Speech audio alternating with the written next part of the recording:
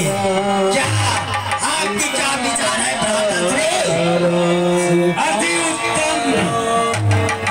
उत्तम विचार आपके मन में हो है।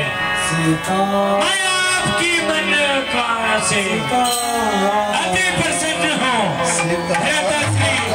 आपने तो हमारे दिल की बात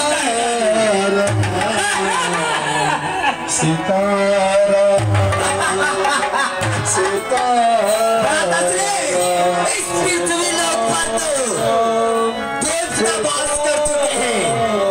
उस देवता को भगाकर हम शुंभ और निशुंभ का राज करेंगे।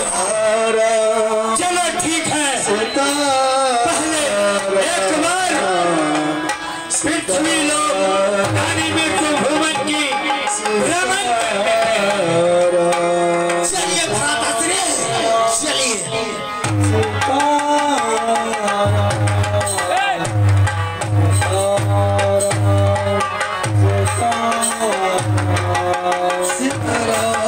सीताराम सीताराम सीताराम सीताराम सीताराम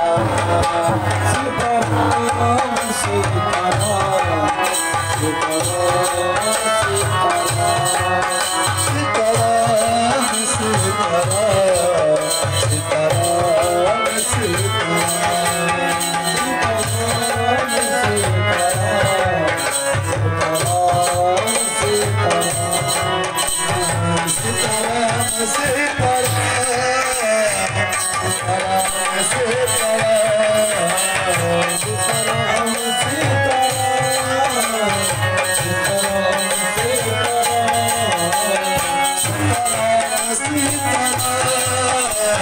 सीताराम सीताराम